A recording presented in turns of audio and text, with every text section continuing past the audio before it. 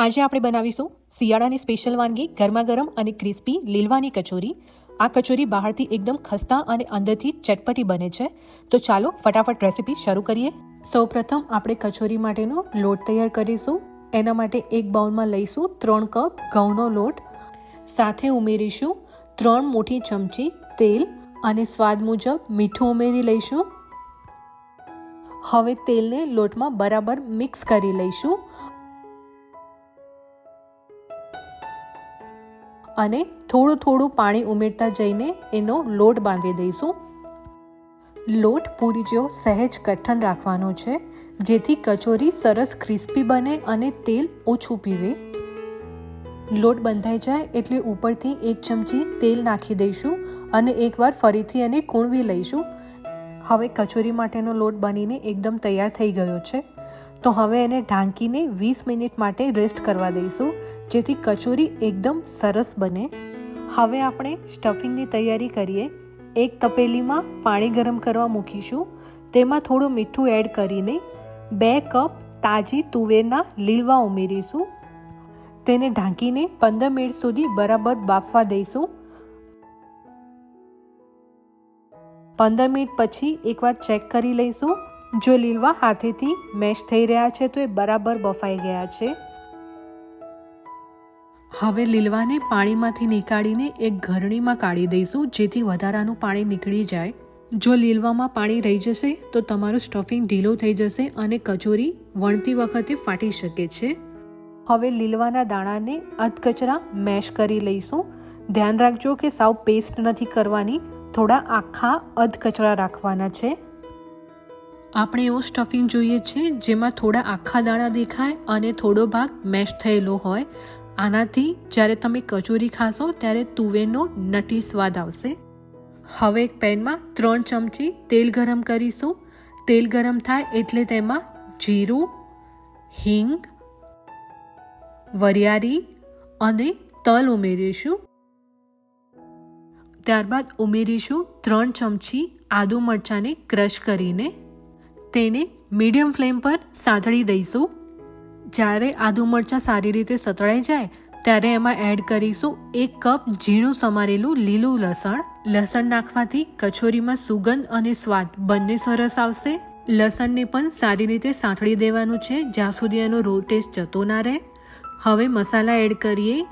1 ચમચી લાલ મરચું, અડધી ચમચી હળદર, 1 ચમચી ધાણા જીરું, સ્વાદ પ્રમાણે મીઠું, અડધી ચમચી ગરમ મસાલો અને છેલ્લે ઉમેરીશું થોડો તજ પાવડર અને સારી રીતે મિક્સ કરી લઈશું. તમે જોઈ શકો છો બધા જ મસાલા સારી રીતે મિક્સ થઈ ગયા છે. હવે આમાં ઉમેરીશું 3 બાફેલા અને મેશ કરેલા બટાકા.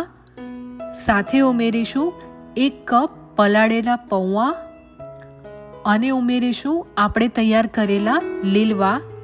ઉપરથી ચટપટા સ્વાદ માટે એડ કરીશું 3 ચમચી લીંબુનો રસ અને 1 ચમચી ખાંડ.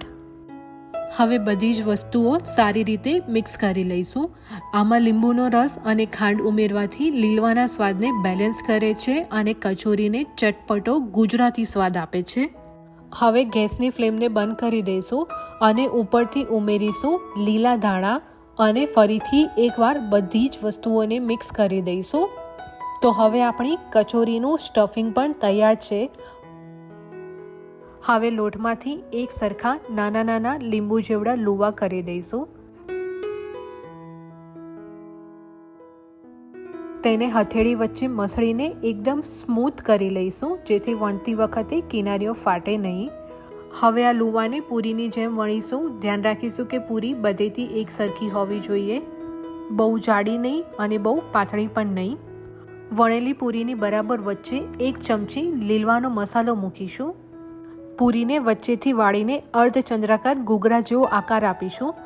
હવે તેને કચોરીના મોલ્ડમાં ગોઠવીશું.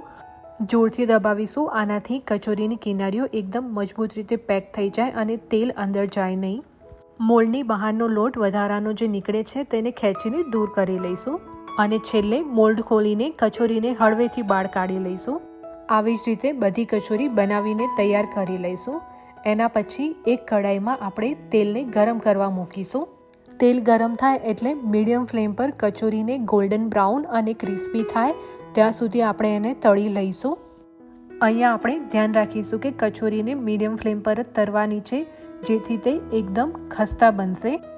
હવે આપણી કચોરી એકદમ ક્રિસ્પી અને ગોલ્ડન બ્રાઉન થઈ ગઈ છે, તો હવે આપણે એને તેલમાંથી નીકાળી દઈશું. તો ગરમા ગરમ લીલવાની કચોરી આપણે સર્વ કરીશું લીલી ચટણી અને ખાટી મીઠી આંબલીની ચટણી સાથે. અને હા, બીજી એક વાત, અત્યાર સુધી હું મારા બધા જ વિડીયો હિન્દીમાં બનાવતી હતી, પણ આ વખતે મેં પહેલીવાર ગુજરાતીમાં આખો વિડીયો બનાવ્યો છે. તો તમે મને કોમેન્ટમાં ચોક્કસ જણાવજો કે આ વિડીયો કેવો લાગ્યો, અને હવે પછીના બધા જ વિડીયો મારે હિન્દીમાં બનાવવા જોઈએ કે ગુજરાતીમાં. તમારી કમેન્ટ મારા માટે ખૂબ જ મહત્ત્વની છે, તો કમેન્ટ કરવાનું ભૂલતા નહીં.